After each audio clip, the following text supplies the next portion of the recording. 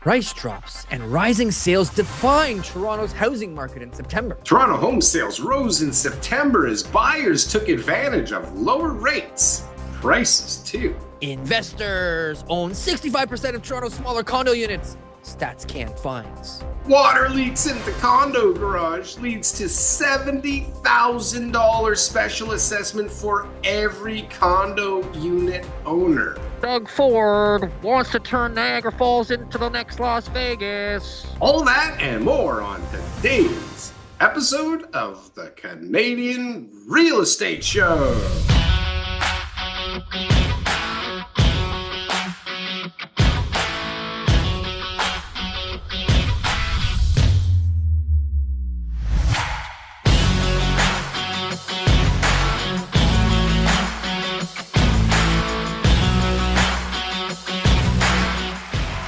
Mr. TK, welcome back. Darryl. Happy Sunday morning, Canadian Real Estate Show on... What? Are we a YouTube channel or are we like just a podcast? We're a podcast. We're a podcast. We're a podcast. We're just on everything. We're just on everything. Everything. So we should just say we got a podcast. Where can you find us? Everywhere. Everywhere. If you're listening to us on YouTube, go and check us out on one of the other platforms. No problem. If you're on one of the other platforms, come over to YouTube. Like, comment, and subscribe. Drop a comment. Try and avoid us. I dare you. Because we got it covered. We got it. We got every social media network covered. That's right. That's are what gotta do. the It's most branding. real estate podcast on the earth. Probably not on earth, but definitely in Canada. We don't know, what other people are doing, but definitely the only ones that we watch. That's right. So TK, here we are once again on a Sunday, lots going on. I feel like there's more stuff outside of the real estate market going on right now. How dare it's you. like a crazy world out there, TK. Oh It's my pretty gosh. nutty. I mean, you probably don't know because you're so busy selling houses. What are you selling any houses this week, TK? I'm selling a couple houses here and there, but couple here definitely and the there. month of September was not my best month of the year. I can tell you that much. A lot of That's listings. funny. I had more listings come on the market than any other month this year. Yeah. And I had the least amount of sales. Well, there seems to be, at least according to the articles out there, like sales ticked up from last year's September. That's kind of cool. Year over year garbage. Year over year garbage. What about last month? Did we do better than last month in sales? I Yeah, didn't even because check it's that. September and August is That's a slower just how month. it It's going to works. be always increased from there. Yeah.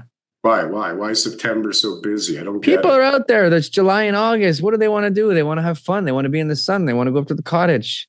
No one's thinking about real estate. I don't understand that. I mean, I feel like everyone I talk to all the time is thinking about real estate, even if they're not in real estate. It just seems to be the thing to talk about. Please subscribe and Because everyone you talked about is in real estate in some way, shape, or form, right? Everybody is in Ask real somebody, estate. ask somebody who's working at like a hair salon or something like that. If that They're in is real what the estate. conversation, they probably have their license too. Ask a barber, say, hey, But do your they clients live always just somewhere. come in and talk about real estate or not? You'll get your answers. It's not always about real estate, Daryl. But you People own just a like to talk place, about you real estate rent with the you. place. If you You're in like the the market. Leafs, you'll probably say everybody likes the Leafs. Everyone just Everybody talks likes about the the Leafs Leafs. all the time. No, they talk about the Leafs with you because you like the Leafs, You got to be which is a delusional sickness all on its own. please subscribe and to think anybody else likes the Leafs if you like the Leafs. But anyways, think- that's a whole other Okay, thing. let's not get into that. Let's not get into the Leafs not it. because I don't need to be depressed. It's a nice day, all right. TK, All right. so Yes. we have stats that look like they're at least pointing in the right direction. We have articles saying that it's because of the rate cuts that activity has picked up, at least in the GTA. And as everybody that watches this show knows, we don't care about any of the other cities. Although I did read something where Calgary is kind of going down, Vancouver down, like sales down, prices down, everything down, Calgary down by a big chunk, I think I read. And that Not makes sense surprising. because, who the hell really lives there and wants to live there? Well, if we're going to talk about some stats, first we should say there are lies, there are damn lies, and then there are statistics. Okay. And if the Toronto Real Estate Board is releasing statistics, guys, be careful because they have an agenda. Those guys have an agenda. They're They have an always agenda. looking how to stir up market activity. How can I make these stats How do we help boost our this? members sell more houses? We can That's just what they do. revise it. And we're next paying them month, well. right? We're paying them well to do it. Okay, guys. So Sure. don't blame us. They're economists. I love it how it said, lower rate environments, cheaper housing. Like because prices are coming down, right? But it was like a rosy picture. It was just Barely. It was like the housing affordability is becoming more in favor of buyers. So buyers are taking advantage of this incredible opportunity to get back into the market and buy, especially first-time home buyers. Please subscribe. And I've seen a lot of stuff come into my inbox telling me that now is the damn time and don't get left behind again. TK. Again. Oh my I don't want to gosh. get left behind again. Nobody wants to get left behind. So there must be people that are sitting there right now going, fuck, I've been waiting like 2 years for this thing to crash. And now, even though everything inside me tells me that it should, there seems to be forces trying to stop it from happening. Should I get in now? Or is that crash that all the nameless, faceless, anonymous accounts on Twitter keep saying is right around the corner? And I mean, quite honestly, I can't imagine in this environment people rushing out to buy. I mean, your interest rate will be less. Like next month? Is it next month? When's the next rate announcement? Is it this month? October, yeah. Yeah, I mean, exactly. What is the rush? What is the rush? What would be the rush for someone right now to say, I need to buy? No, they sold already, right? Yeah. You're going to give me this list of reasons again? There's people who are impulsive. You know, They just saved their down payment. They just got their but there must be people going, okay, now's the time. Like now is the time. I want to own my own home. That's been a dream of mine for 20 years. I'm going to wait till next year, all because some guy on YouTube is telling me to wait till next year. I don't think so. I don't think so. So there's people who are like that. Then there's also people who are super cautious. They've been waiting for 10 years. They've been ready for 10 years. Yeah, they're still waiting for his moment. They're waiting for that $300,000 house to come back up in Leaside. Yeah, but a lot of people are sitting on the sidelines waiting for that time. And are they going to get left behind again, TK? I don't think so. Not in the near future. They will not get left behind. please subscribe. And yeah, like, comment, subscribe. I'm double subscribed. Do it yourself. Didn't get to fix the show, though. Didn't get to fix the show. Especially if you're willing to live in a 400 square foot condo, you will definitely not get left behind. So you think that people who are right now sitting on the sidelines saying to themselves, oh, I don't want to buy because I think the market's going to, go down. Yeah. You don't think it's going to jump up to the point where they get left behind again? In the near term, I think that things will continue I think inventory will continue to grow. I think sales will continue to be sluggish. I don't know if they'll keep growing because of seasonality or whatever, but I don't think the sentiment is there to really push the market fast now. So if I was trying to make a decision, I don't think the market will take off enough for it not to be worth waiting for the interest rate decreases that are coming down the pipe. The risk is very low, right? Yeah, the risk is very low for that. For you to be pushed out of the market because you waited too long. I agree. That quickly. If you're not out of the market now, I don't think there's anything that will push you out further now, right? If you were already out, you've been out, look at rentals. What are you doing? Yeah, right? You're out. Right? You're out. You're not getting in. Give up. Just give up. But seriously, is there this event coming? I mean, is Mount Albert going to crash another 27%? And is Durham going to go down another 25%? Is this really going to happen? Toronto went down 17%. Do we have that much further to go? That's a good question. I don't know. I can tell you I have 25,000 listings. I can tell you right now that I did 4 price adjustments this week. And I'm talking to more of my listings about them, because we looked at the data from July and August and we listed in September. Some of them maybe August we listed. And we were like, yeah, this seems like a really great price. It makes a lot of sense. And the buyers are coming in and they're not agreeing. Okay, so this is the thing. There's more inventory coming up. So it's your price... you're finding that price, right? Price discovery. And so it's you don't would really you have sold it if you put it at the right price? is there enough demand that if it was priced right initially, that it would have been 100%, but 100%. That would have been, you would have had to have known that the market had been already starting to decrease and that you would have had to price it below what the last sale was. and be okay with taking less. And it's just hard for sellers to accept that. It's hard for them to get their heads wrapped around the fact that, they're not going to get the same as what their neighbor could get just a couple months ago. And these aren't big changes, but I'm definitely seeing that consistently throughout the market. And I'm talking to other agents, and they're all having the same type of issues. So the prices are falling. It's just average prices and this HPI index and the Toronto Real Estate Board stats and everything like that. They don't really paint a whole picture. There's just too much information. And so it all gets blended into one figure that everyone goes, ooh, it's, like the HPI and year over year is like almost down almost 5%. It's like, okay, great. But like every single area has got its own impact. There's probably areas that are down 10% year over year, right? And that you're just not able to quantify it. There just isn't a way to be able to say that, townhouses on this street in this neighborhood that don't have parking are down 10%. Like, it's like, where's that stat, right? But that is the reality of it. Well, and so when you look at the stats, I mean, prices came down, average price came down a little bit. New listings are up, year over year, but they're not so bad compared to last year. But last year was not good. But so what I want to look at is the average days on the market, whether it's the top number, hovering, or the bottom number. The property days on market has been hovering around 40. So with 43 days to sell your house, I mean, yeah, obviously some take less time and some take more time, but on average to wait a little over a month to sell something that's worth over $1 million more than likely. I mean, is that reasonable? Really, yeah, is that it's reasonable. So bad? Yeah, it's reasonable. So it's weird because the sales are going up, prices are coming down. I feel like there's all these things out there trying to push sentiment up. I can't tell on the street, though. I don't feel like on the street from any conversation I had that sentiment is up and that good times. I'll tell you that I had more conversations with investors over the last week than I had in many, many, many months. Probably like I'm working on a student conversion rental. I'm working on some multifamily, some single family home rental properties. This week I had more investor conversations than I'd had in a long time.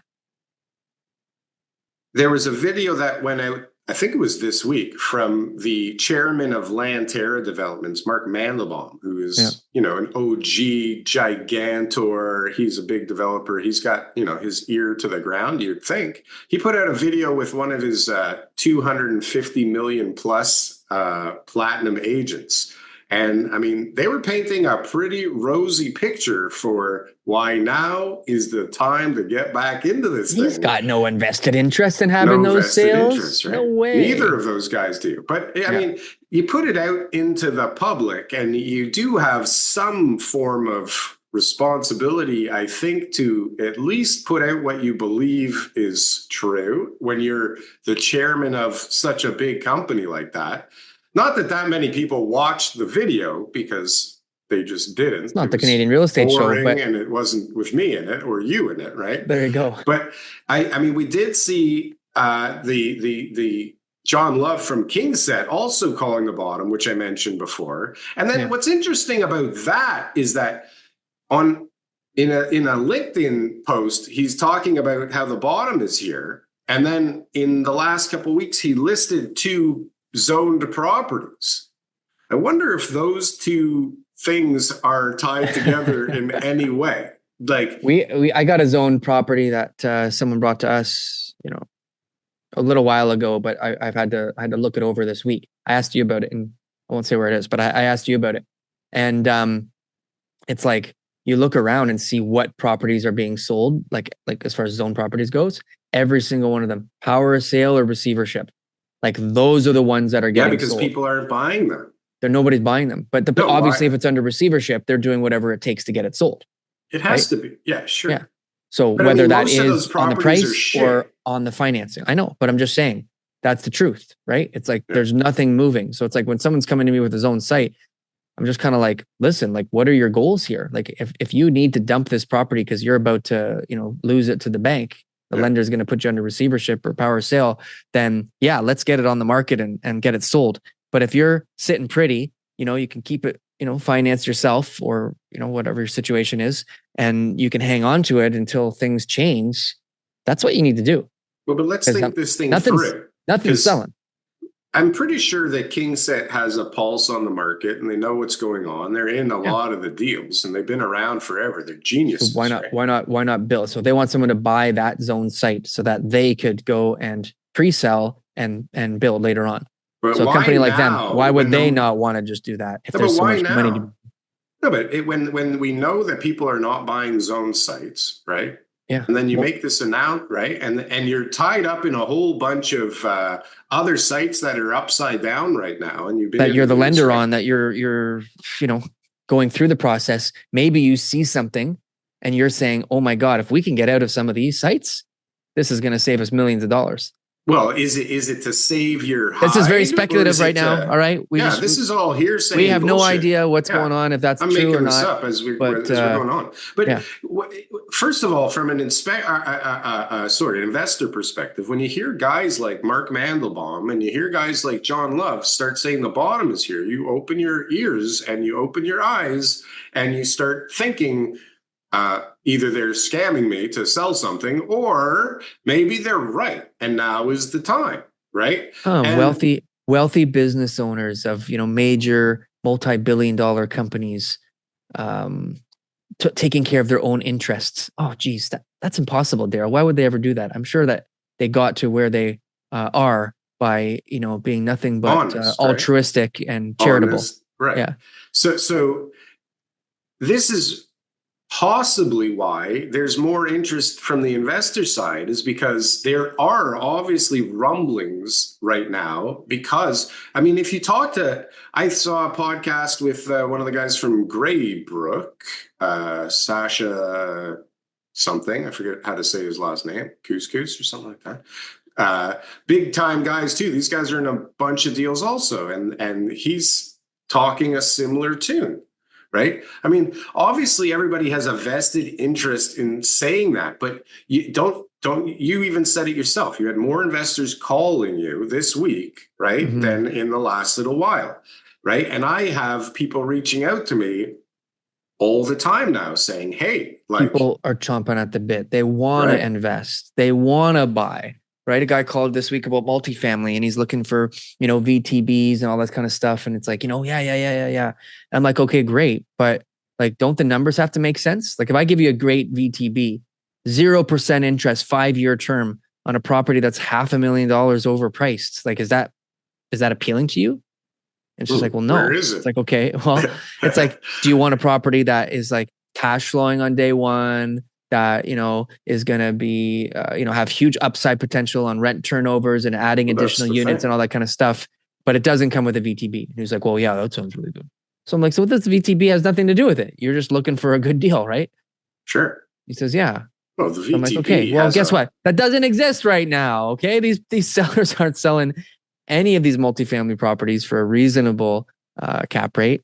And if you are getting a VTB, it's only because the seller knows that you're overpaying. That's it.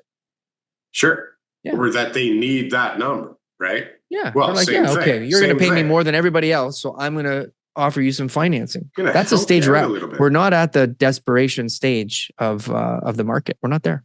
Well, but do these things that the government has done, mixed with declining interest rates, start to get that sentiment machine moving in a different direction? Subtly, very just, subtly and steadily, slowly? Yeah, just no, not even. Just it barely ticks up a little bit.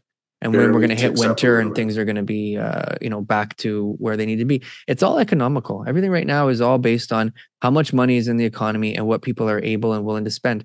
Talk to people, talk to business owners, talk to people and say, hey, I'm always asking anybody I talk to, I'm mostly talking to my real estate clients, but they're business owners too. I'm always asking them, what's going on in your business? How are sales? All that kind of stuff.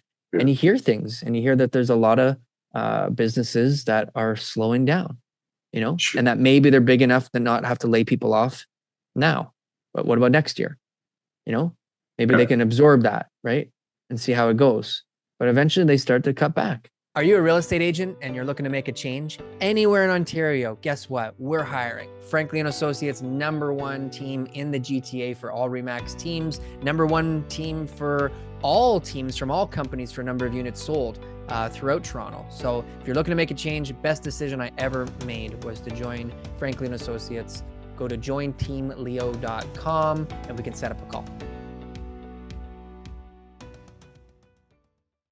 Well, I think based on what's happening south of the border right now, there's a couple of things that could kind of mess up this inflation that's been coming down. And that has to have effects on the rest of the market, especially the real estate market. And I can't see these things not having effects on us here in Canada. I mean, specifically, TK, I am talking about What? you got this port worker union strike in the States, okay? That you got the whole eastern side of the United States ports on a closure right now, right? And we're not accepting any goods. No, but you got this mob boss, union boss over there who's gone out in interviews saying, like, we're going to win this and we're going to crush this economy. And people don't even understand what it's going to be like. And in week one, they're going to be talking on the news. And in week two, the car dealerships are going to start to close and fire people because they can't get their cars. And in week three, the malls are going to close. But this is a union guy who's negotiating right now. So obviously he's going to paint a really dire picture. Yeah. Yeah.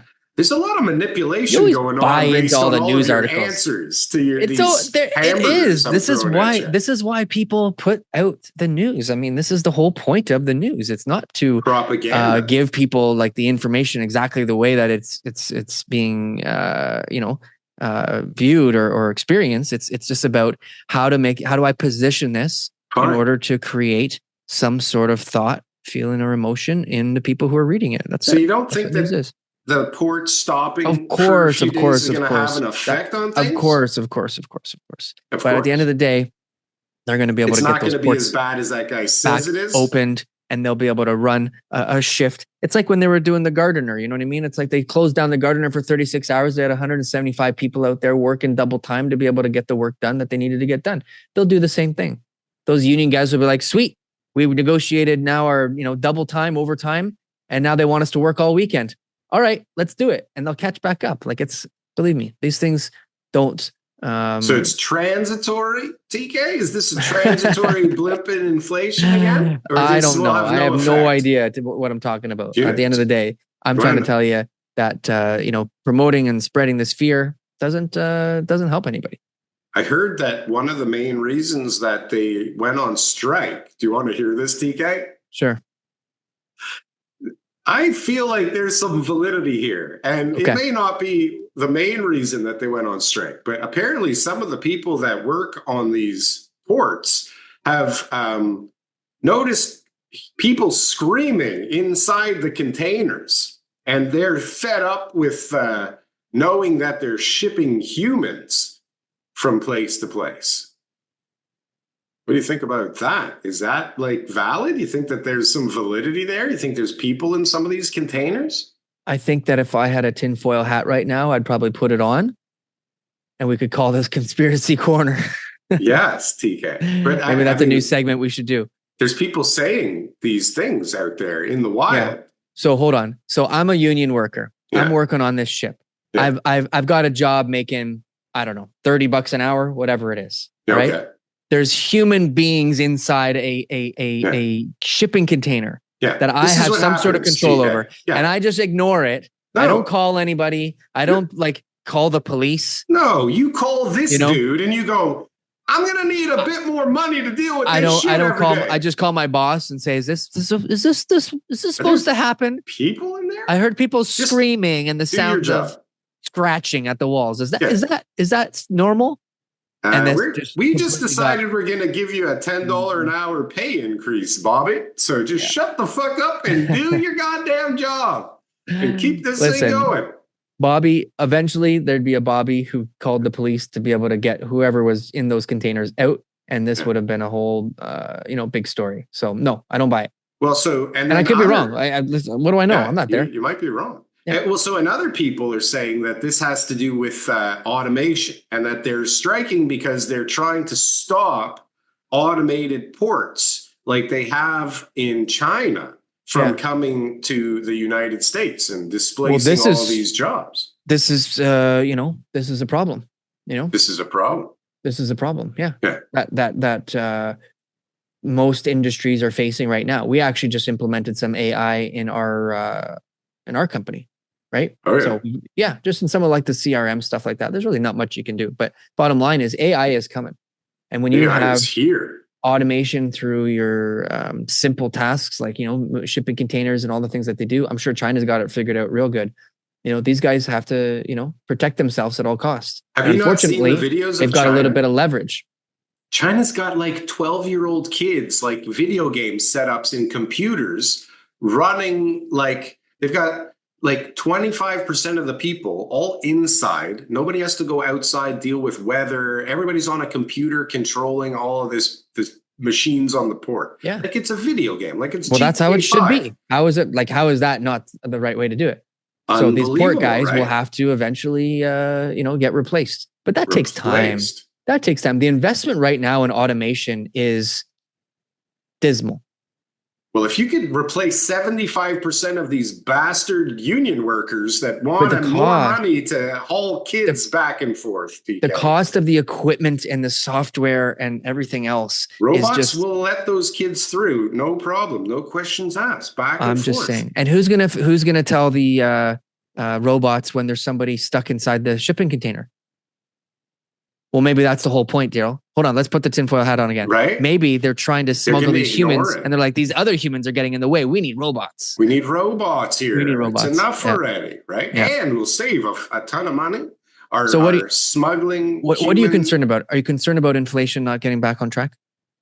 Well, okay, so there's because I've heard this also, right? If you read some comments, and we talked about it a bunch of times that something could come. So it's that coupled with I don't know if you noticed the flooding that's happened in the United States recently, but it's taken out bridges and highways and all kinds of shipping lanes, right? So, you got that mixed with this, and then there's all kinds of tin hat wearing stuff for that whole flooding thing. Just happened to be like in the middle of the big. So let's go back to inflation here before. But hold on a sec. But this is the point. Between all these things happening right now, okay? Yeah. That I think can at least mess up the shipping, right? Which we saw what happened when the Suez Canal was closed for like a few days, right? Now we've got bridges all over the States exploding. We got floods all over the place, taking out infrastructure and bridges and roads. What's that? Exaggeration. Minor exaggeration. Yes. But it's happening, right? Yeah. Remember there was that boat that smashed into the bridge? Two bridges are down. Two bridges are down. The whole economy's going Houses are flooded. But there's also, anyway, so there's all these things, I think, that are going to screw up shipping for a while, which we see what happens when shipping gets screwed up. Everybody freaks out because you can't get your chips and you can't get your sofas and you can't get your chairs and you can't get your computers and whatever. Can't get anything. Or it's got to come to the West Coast and come all the way across to the East Coast again. Right. Mm-hmm. So this has to have some kind of effect on inflation. And so what happens when you're in a rate cutting cycle and inflation starts going again? Are we going to hear it's transitory? We don't have to do anything about it. This is going to be temporary. The strike could last forever. But the whole inflation crisis, like whether there was, transitory factors or not, as far as like, the shipping routes and, the cost of some of the manufacturing that was being done and shortages and all that kind of stuff. Those things were there. Those were real things. Those weren't, made up, just to, sound good in a news article. Yeah, but there was excess demand. There was excess demand. Everybody had money. Everyone wanted to buy those things. Everyone wanted to go out and get those things. Everybody had the ability to be able to purchase. That changes when the economy changes. Mm-hmm. I'm not worried about inflation at all. I think that's the last thing that should be on our minds. No inflation. Absolutely. I mean, even with all the deflation is a potential. Ramping up. Deflation is more of a potential than anything else. And even the stimulus that the government wants to put in, it just isn't available anymore. There, you got elections that are coming up. So like, there's only so much stimulus that they're going to, be able to throw out. People are wise to that right now, that they don't want to see the government start to create more debt. The government's already created enough debt that they can barely support, that they're already lowering interest rates now to be able to help service those. So at the end of the day, you've got to really look at, like, what's the situation here? When I go around and I look at the 10 people around me, are they spending more money now than they were 2 years ago or less? And the answer is less every single time. Yeah, I feel like there most is of the nobody. people I know, they're bitching more. They're not, I mean, they're tightening up on some things, but it's Something like is being you're still tightened up going on. out for a $500 dinner, right? Sure. You're still going on vacation. You're still going to but there's Vegas. some decisions that are made, maybe to buy that RV, maybe to buy that Those ATV, things are maybe to buy that crashing, boat, or maybe all those things. Of course they are. Yeah. Those are the toys. Those are the excess demand Toys are purchases. fucked. Cottages right now, good luck. You got to sell your cottage, okay, good luck. See how many buyers are out there right now who are able to purchase a waterfront cottage. I bet you, right? Yeah. These are all the things that contribute to inflation more than those other small transitory factors that people were complaining about before. So no, I don't think that is going to contribute to inflation. I don't think that we're going to have any issues going further as far as inflation getting out of control. Remember, we were talking about stagflation. Like that was like a stagflation. These people just make, like, they come up with stuff just because it existed at one point. Must be a contest. It's confirmation bias. It's a confirmation bias. As soon as they have an idea, then they start taking all the evidence and all the scenarios that are happening right now and start making this one storyline based on what they believe is true. And so, at the end of the story or the article or the movie or the video or whatever, you're going like, stagflation's coming. And again, our inflation rates already dropped down to 2%, right? Sure. Interest rates are already starting to come down. So we didn't go into that, high inflation, high interest rate, low economic activity type of situation, right? But we are going into a period where the low economic activity is going to cause us a lot of problems, and it won't be inflation, right? It's going to be depreciation of assets, and it's going to be unemployment. That's the bottom line, right? We're gonna have an unemployment issue for a short term. I think it's only going to be a year, so I don't think it's going to be that long. I think people will bounce back once a lot of the bad debt gets cleared out. But there's a lot of bad debt that's got to get cleared out. I'm dealing with, again, we had the bankruptcy guys on. He was mostly talking about commercial. We talked about Mark Morris as a lawyer who's talking about some of the clients that he's got. We all have our own, business and people that we're dealing with on a daily basis.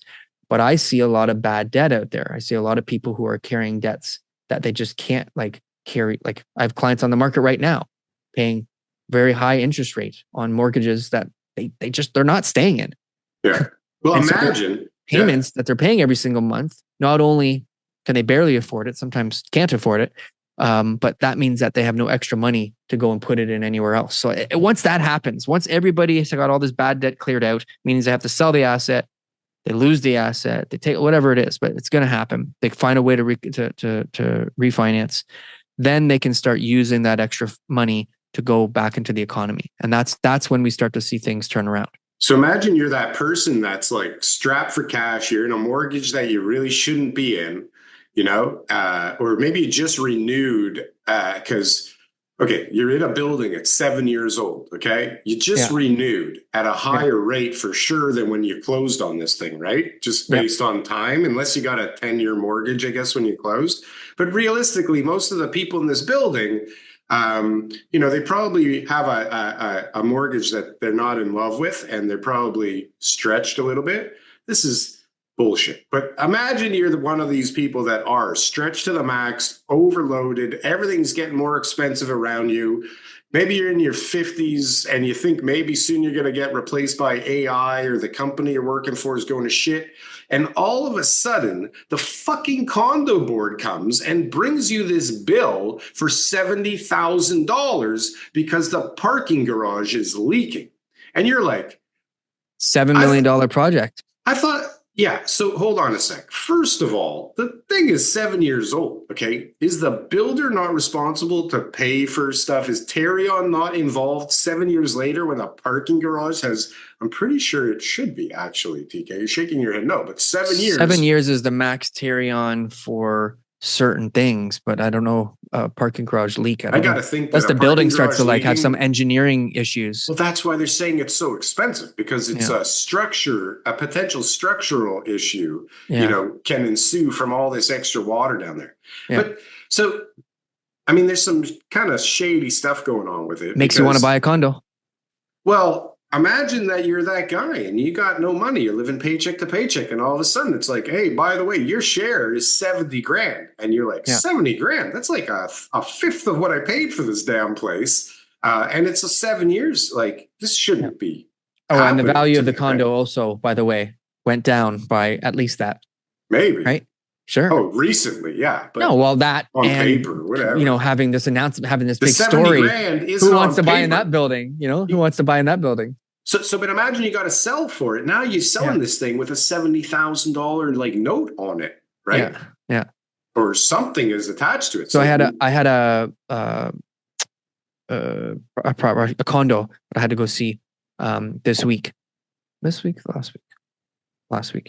and the guy, Chinese guy. Did I tell you about this already? The guy? What's the guy? Disappeared. The buyer or the seller? The owner. Yeah. Disappeared. Disappeared? Couldn't find him. So maintenance fees stopped getting paid. Property taxes stopped getting paid. Hydro stops getting paid. There's no mortgage on the property. So the bank isn't knocking on the door. There's no mortgage. So the condo board's just like, what do we do? Take him power of sale. He owes him power of sale because there's other creditors. What does he owe? Maintenance fees? You can take someone power of sale over maintenance fees? Sure. Holy shit, that's ridiculous. And special assessments. So now they got control. So the condo board invites 3 realtors to come in. Yeah, the property taxes, I mean, they're always first position, so they're going to get paid no matter what. Tax sales take a little bit longer to come about, but the property managers took their own interest in mind. And so they invited in 3 realtors. I was one of them, gave them the proposal, see what happens. But at the end of the day, you know, these are the type of situations. So now you got a $70,000 special assessment and you can't pay. Yeah. What do you do? You're fucked. Right? Yeah. And you can't sell it because now, so the condo board says eventually, hey guys, like we need this money. You got to take a $70,000 haircut. You got to sell your unit or we're going to be taking your power of sale. Absolutely. It's possible. I think the other option was that the building take a loan for $7 million. And I guess a lot of buildings do that. And then you got a monthly interest payment. I was dealing with one on Butler. Horrible building. I won't even say where it is, but it was on Butler. And newer or older? Older building, luxury building, big units. And so the maintenance fee jumped up like $700 a month since these people bought it. So I looked into it, got the status certificate and all that stuff. And it was just like one special assessment after the next. And then they've had to borrow the money. And so they're paying that off every single month. And then they said that there might be another special assessment next year. They don't know, but it's just like the most poorly managed building. And it's like a luxury building. Like the people who bought in this property over the last couple decades, because it's an older building, were definitely like rich people. Like this is not like any stretch of the imagination a normal building. This is super luxury for its time. And what area was this in? I won't say. It's on Butler. It could be anywhere from east to west. Okay. But the bottom line is you've got an incredible issue there that doesn't resolve itself really. Like it just, you'll just keep on having to come up with special assessments in order to cover the shortfall. You can't just ask everybody to replenish the reserve fund. They'll do studies and they'll try to find ways to be able to get money in the account again and try to find costs. But you also have all these operational costs at the same time. So it's not like you just can't get ahead because things aren't budgeted. And the biggest issue, I sold one before that had a window. It was a $30 million window. Yeah, curtain wall problems. And so their issue was when they built the building, again, these are older buildings built in the 80s and 90s. When they built the building, they got all the quotes and they said, great, new windows for the entire place is $2 million. Okay, we're going to put in a 2% inflation and we're going to figure out at 30 years from now, we're going to replace these windows. So we're going to bill everybody $16 a month so that we have that $8 million ready for us in 30 years to replace the windows because that's what these windows will cost. So 30 years later, they get a quote for the windows, $30 million. Yeah. And now everyone's got to pay $30, $40, $50,000 a special assessment. Everyone's like, what happened? Didn't you budget for it? There's just things you can't budget for. There's just things you don't. Yes, you can. I've been telling people for years. How do they do that? In 1990. Not 90, but in 1990, how do you predict what window prices will be in 2020? Fine, in 1990, but most people that do kind of know how construction works understand that there are curtain wall failures coming. That there's curtain wall failures all over the place, but there's so many coming down the pipe because everything started getting built as curtain walls. And after 20, 25 years, so many of those are going to have seal issues and leaks and all kinds of stuff that maybe they have enough money for, maybe they don't. But I guarantee you, as the city ages, this problem becomes bigger and bigger, and maintenance fees grow and grow. Insurance fees grow and grow as this becomes bigger and bigger and bigger. And then you're going to start having all of the balconies that have to get replaced. Like if they're not just ugly enough, they're going to be all kinds of maintenance and shit falling on people all over the place. Yeah. Watch. Yeah, I get it. But I think that it's inevitable. I don't think that there's a condo out there that's ever been built that you don't have to do those type of things. I mean, look at the house. If you buy a house, how are you going to not replace the things that you need to on a house? Yeah, but when you own a house, it's you. You have to plan better when there's 600 of you, right? So you have to think a little more. I'll give you a story. I was talking to somebody in China the other day, and they live on the top floor of a condo building. I think it was like 6 stories or something like that. So on the top 60? Okay. Six. Yeah.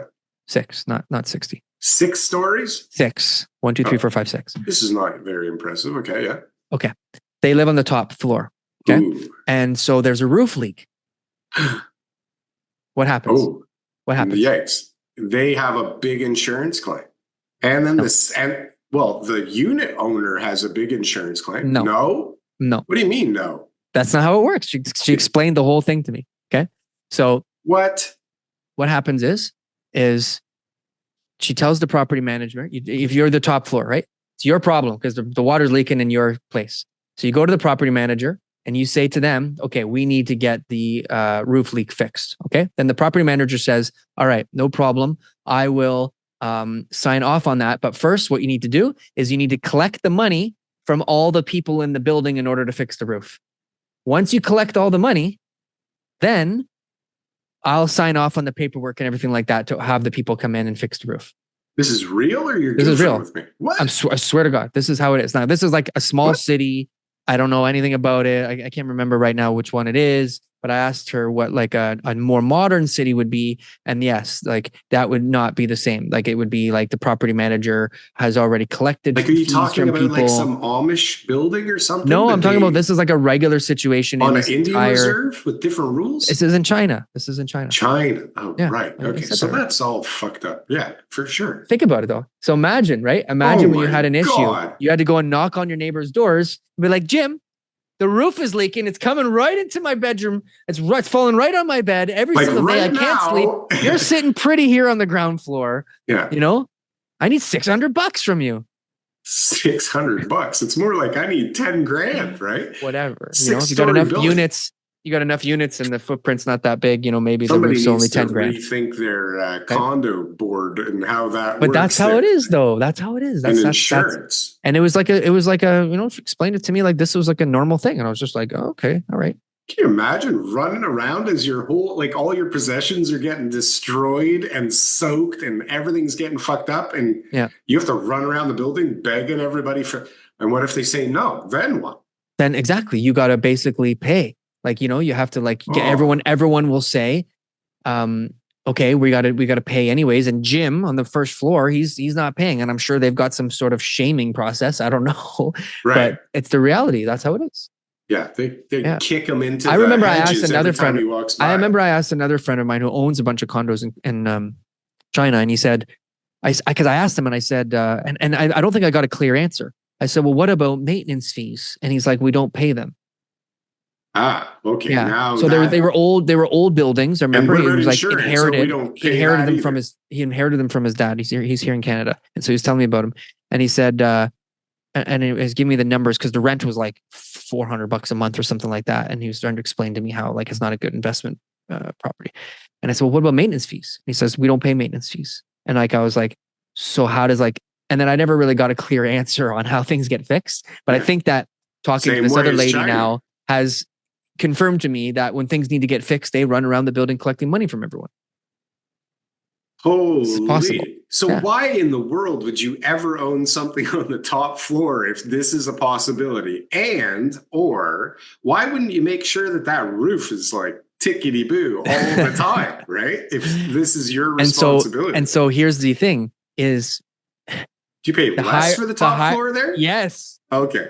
When you live, okay. So we had a client one time, right? He was calling his mom, and I'd like to see the penthouse, please. He was from overseas. He was from overseas. And he's calling his mom every week. He's saying, Mom, I got this great job. I started this business. Mom, you wouldn't believe it. Man, I met this girl. We're going to have a family. I got a nice car. Everything's going good. Mom, you wouldn't believe it. And so then his mom's like, wow, this is so great. My son's doing so well. I'm so proud of him. Everything's amazing. He seems so happy. So then one day he says, Mom, you wouldn't believe it. I bought a condo, right? And so he says, I'm going to show it to you, right? I'm going to take a video and send it to you, and you're going to be so proud of me. And he goes and he takes a video of his penthouse condo, and he sends it back home to his mom and says, Mom, like this penthouse, it's got this view, all this kind of stuff like that. And my after he's done, he's a moron. His mom says, son, I'm going to send you some money. Okay. I thought you were doing well. I didn't know that you had to buy on the top floor. I thought you could afford one of the lower floors. Right. Because where he's from, the lower floors is where the rich people are, and the poor people are up at the top. And that was the perspective difference that we've got here, right? This makes much more sense to me. Like, I don't know who the hell wants to live on the 50th floor. I mean, it's cool to go into these, units and look out over the city. Yeah. But like, go stand near that window for 5 minutes. It's kind of scary, right? See what happens, like, and like you forget your wait till you feel that building sway one day, and tell me how fucking cool it is living up there. Yeah, right? I've been in like 70 something. I've done like 70 something floors. Oh, it's like that was horrible. There's really zero need for it, but I mean, I get it. Is the one bloor going to be built? Is it finished? It's being built. Is it? Are those units? Are those going to be the, they're talking the cream of the crop units, those extra units, those like... No, they're talking about not building them now. What I heard last is that, so they had been approved for, I don't know, 85 stories or 70 something stories. And then they went back in for another 12 or 15 stories so that they could sell like those ones for crazy money when everything was going well. Yeah. And now they're like, I don't think we should build these extra units. Like, we'll just go with the original plan, maybe, because we can't fucking sell them, and like, we don't want to build them, and we're already under construction, right? So what was planned to be, well, I guess the second tallest building, because the one Yonge Street, I think, is supposed to be higher than it. Like, maybe not even in the competition by the end of the construction, right? Because one, it's expensive space to build, right? And two, like, they're sick of it. They just want to get it done. Like, well, you're gonna whatever amount of money these guys are going to lose now, that's not a priority for them. No. They're just thinking, like, let's just please get this off our books, get the freaking building finished, collect all the money from everybody, and go back to Korea and never have to talk to these Canadian investors again. No, and I imagine that getting a good anchor tenant will alleviate some of the pressure. But I hear that retail is starting to pick up. Maybe that's bullshit. I don't know. Yeah. I don't know why in the world retail would start to pick up. But when the Trump Tower in Toronto failed, and it eventually became a Regis, we had all these same issues, right? Like, it was all that, oh my God, what's going to happen? Oh my God, is anybody going to want to buy it? Oh my God, is anybody going to want to live there? And now it's all, back on track. Everything's fine. So One Bloor is going to be a great building. It's going to be a fantastic building. It'll be a fantastic It'll just take building. about, 5 years or so to after it's built. I mean, not always, but I mean, they always get built. They're not always fantastic, but they always end up getting built, right? It's not like things sit as a open hole or a half-built building for too long. Eventually, somebody has to, somebody comes, steps in and says, "Let me fix it." Yeah, right. So One Bloor will be a beautiful building one day, just like all these other buildings and all these sites. Well, a lot of them, I would imagine, that went bankrupt will come back and not look anything like the original submission did or the original plans were. Because they're going to pay a bunch of money and probably have some deal with the city already for more than anybody. They're going to find every way to go cheap on every last finish that they're going to put in from now on. Any decision that they were going to make that was going to be more luxury, that they can cut back on, they'll cut back on. But one building that I'm really excited to hear about is on Thelma. Yeah, we got all our I didn't feedback talk to you too back. much this week, so I want to hear some good feedback. Yeah, everything's good. Everything's moving along. We're kind of thinking about redesigning the building based on the feedback that we got from the community and from city planning. We have a few things to figure out because, as you know, TK, in the city of Toronto, the trees and the bicycles have far more rights They got than rights. the normal individuals. So, we're thinking about being forced to put in bike repair stations. So that's exciting. I'm sure a lot of the I'm sure these people all have bikes that they need to repair. That they want to repair themselves for sure. Yeah, and absolutely. I'm sure could get a flat tire. With 24 units, we need 40 bike spaces because that seems reasonable. And the trees need more room for their their canopy? Branches to grow. And it's really the concern is the trees that we're planning on putting in the back. How we'll deal with waterproofing the parking levels 25, 30 years down the road. And so we need what's called soil volume, TK, which is a very important thing for these trees. And so absolutely. I was going to say that to you before. Well, I mean, the soil volume looked a little bit low. Right. Yeah. And you are an expert in that field. And so when you said it to me, I thought maybe we have a problem here. But now that we have a problem, I mean, it's easy to fix. We just lose parking spaces for cars so that the trees fit and everybody's kind of, happy, I guess, except for the people that want to park their car in the building that they bought a place for $5 to $20 million. TK? Hey, listen, cars, schmars, you know what I mean? Cars, park it on your Rolls Royce, your Bentley, your McLaren. Those will fit out on the street. There's a public parking right across the street. They'll be fine. You have so much money. Just get a monthly parking pass across the street and leave it out in the open. Yeah. Just have someone deliver the car to you every time you need it. Right. From a safe place.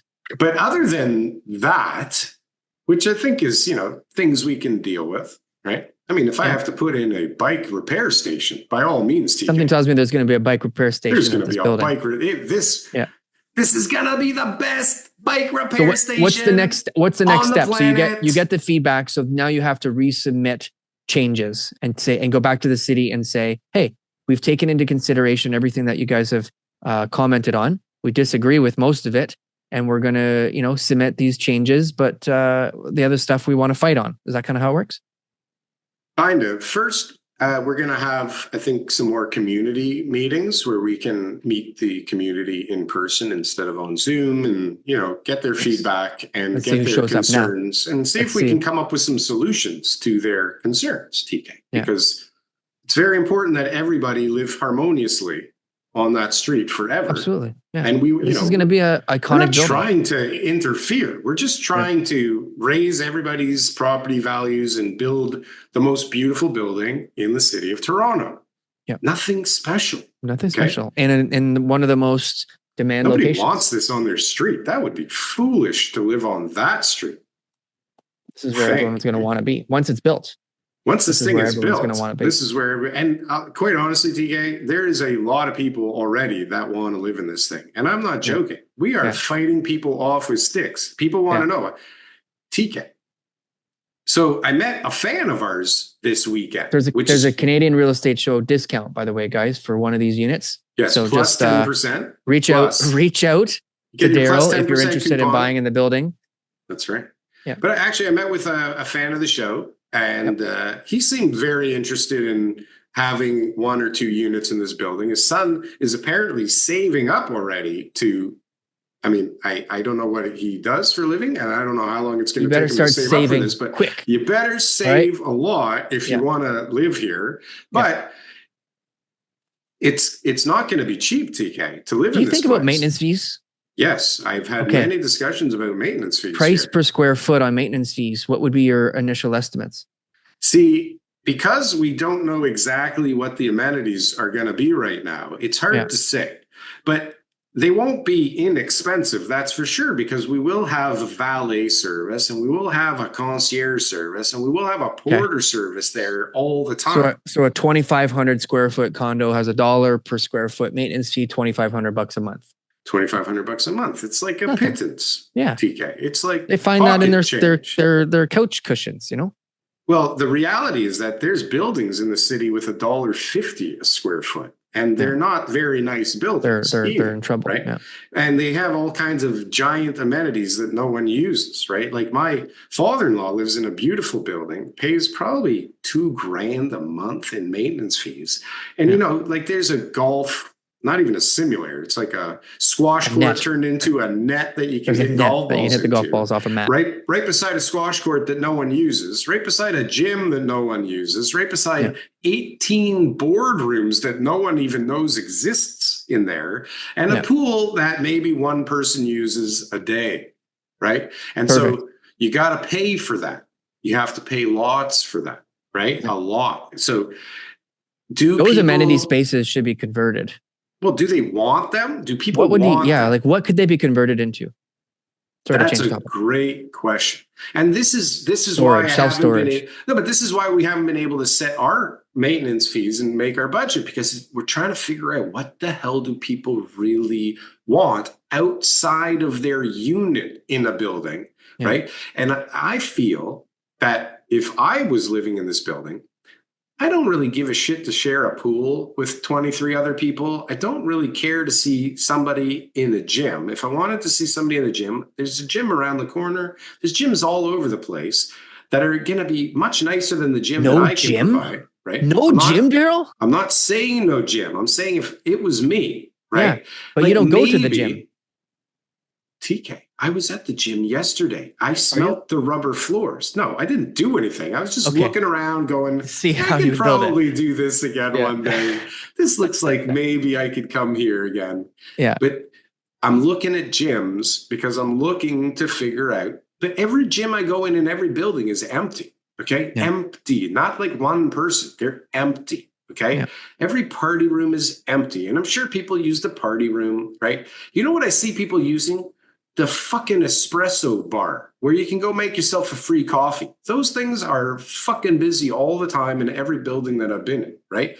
So the point I'm trying to make here, if I'm even trying to make a point, because this was your question, I don't know what those fees are going to be, because the idea, at least in my head, is to be a very service-based building where you feel like you're living in a hotel and everything you need is kind of at your fingertips.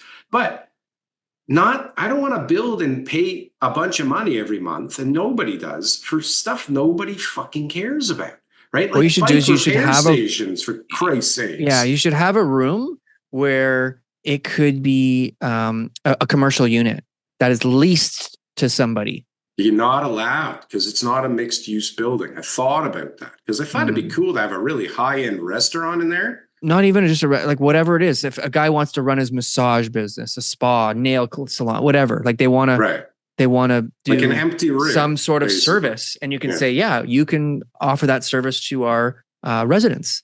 And then I thought it'd be cool to make like a party room that also doubles as like a meeting room. Right? Like a board room, because I mean, it's tables and chairs. You can easily probably find ways to convert it back and forth to both pretty easily.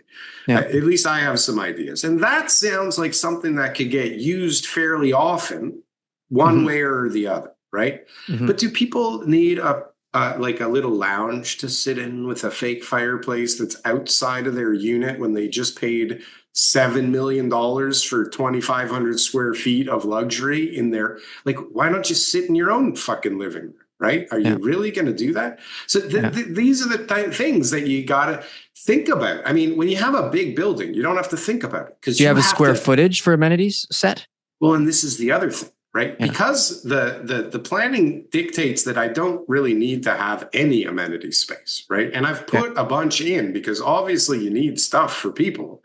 I'm kind of trying to make more, because I feel like whatever I'm going to do, I don't really have enough in there. But more means less saleable, residential, right? So it's like a real fuck up. So these are the things that I mean, for a lot of people, it's like, fuck this. It's a small, tiny little balcony, right? It's like, you're not getting anything in the units. And here's all this stuff I have to do, probably the cheapest stuff in the amenity space. But you have to like fill 20,000, 30,000 square feet of amenity space because you have 500 or 300 units, right? Because it's per unit. It's right? 2 square meters per unit inside and 2 square meters per unit outside. So you have to come up with shit in those buildings that people will never use. Rock garden. Right?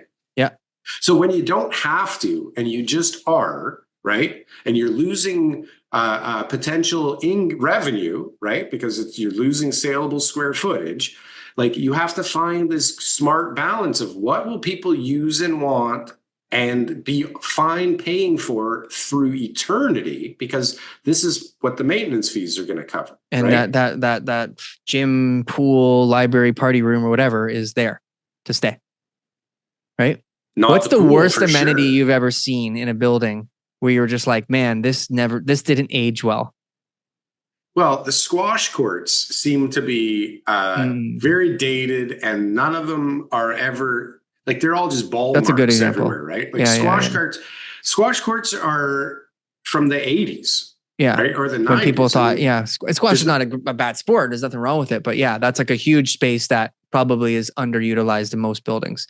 So yeah, I wonder if like these other types of rooms, will like a golf simulator or there's mahjong rooms and karaoke and all sorts of stuff in different buildings. Like now they're doing cool stuff. Like they're doing VR rooms and like car simulators and bowling alleys. But again, it's like what's something that's like not too expensive to produce and maintain and that people might use that will attract them to come to our building. Yeah. Which is the whole point of amenity spaces. But the reality is that we make too much amenity space, nobody uses it, and everybody has to pay for it forever, right? Yeah. So things need to change with that regard. TK, good. I have one more topic that I One more topic, quickly. Let's go. I'm pretty sure I have one more that I wanted to talk about. What is it?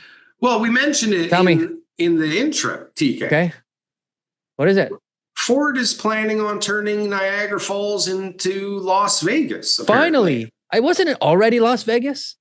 Well, how is Niagara Falls not the Las Vegas of Ontario already? Well, the reason and what's going on over there is that the gambling there is run by some tribe of indigenous individuals that I guess originally owned the land that we stole from them.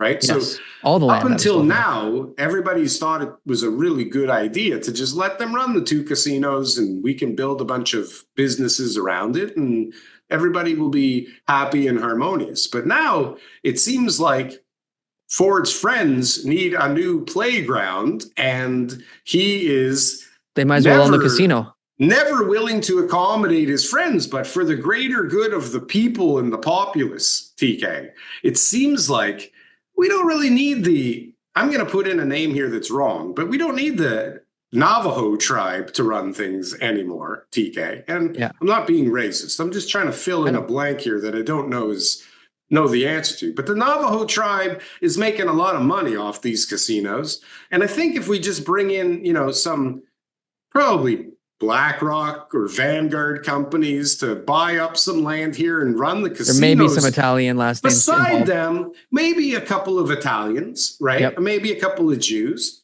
Yep. It probably would make sense to have a couple of Indian-run casinos in Niagara Falls right now. That doesn't sound stupid. But we already know that they're loosening the planning because there's like 50-story buildings in an application in Niagara Falls, which is insane, right? Poor timing. It's not happening anytime soon. Well, it seems like there's a lot of visitors. And there was a lot of activity. There was a lot of planning. There was a lot of development. And then the market changed and all that disappeared. But it's still a place to go when you have a need for something to do. I think it would be an amazing thing. Like imagine that. Imagine if they drop like 10 more casinos. 20 more hotels, water parks, theme parks, attractions, shows, theaters. Give them a sports team. Yeah. Like we need to get people out of Toronto. We need to have more people living in another city a couple hours away. A Niagara Falls. And Niagara really is great, right? Because Hamilton's like, it might Like work. a major league But baseball Niagara's just team? far enough to go out. How about the NFL team finally comes and we go to Niagara? No, because all the Toronto people are like, really? Yeah. Niagara Falls, not Toronto? That's pretty fucking dumb. Yeah. And we're not driving there. So good luck with ticket sales. So, they'll drive. but you think people will go to the games? And it's close to the U.S. like border, Vegas so it's going to once, be right? easy for the American teams to come. Mm. Not that they would drive. Not that they would drive. People drive here every day to work for less money, don't they? Absolutely. Is that Absolutely. right? You got it. People from Canada go across every day because their house is on the other side of the If I got a job in the U.S., half the price. to the border and drive across. No, even if you have a job here, wouldn't you still live right across the border for like a third of the price? That too. Come That's here another every day? option. That's an option. Yeah. I think there's probably a If decent that's an amount of option. people that do that. If I don't that's know. an option. What Somebody's if you get doing held up at the border? I'm late for work, man. What are you doing to me? What I are think you doing? get to know people pretty well. When you do that every day, then you Easy know the pass. people. Like the people who are working at the border are the same people. So after like a year, you're going to know them all. Those are the guys you need to watch the Darryl, most. Those are the guys trafficking welcome people back. in their trucks. We won't look right? in the trunk today. All right. Yeah. No Yeah. problem, buddy. Go you got ahead. it. Have a Thanks nice for the day. double. That's right. Hey? That's Yeah. right. That double has a roll of hundreds in it, though. Right? Yeah. A big roll of hundreds. TK, once again, we are off the rails by the end of the We show. did it. We finished another show. I wonder how many episodes we've done. That's a great question. I've gone because we're over back to try and- 200. Gotta be over 200. We're over 200. So yeah, I wonder how many numbers we've done. Well, so, whatever the Tom let's say Story this Show is- has, we have more. That's we have for more. sure. But let's say this is episode number 225. Oh, I was going to say 224. That's Yeah. weird. Let's do 225. 225. All Yeah. right. Well, Guys, welcome. thanks for listening Thank to you the for watching. 225th episode of the Canadian Real Estate Show, formerly known as the Toronto Real Estate Show. But we're talking about it all, guys. What We're the the hell? in-depth discussions on Vancouver, right. Calgary, Edmonton, Montreal. We St. went deep on Thomas, Calgary housing today. Big time. markets. In-depth discussions. Thanks for joining us, Wow. guys. We'll see you next week and take care of yourselves. Arrivederci.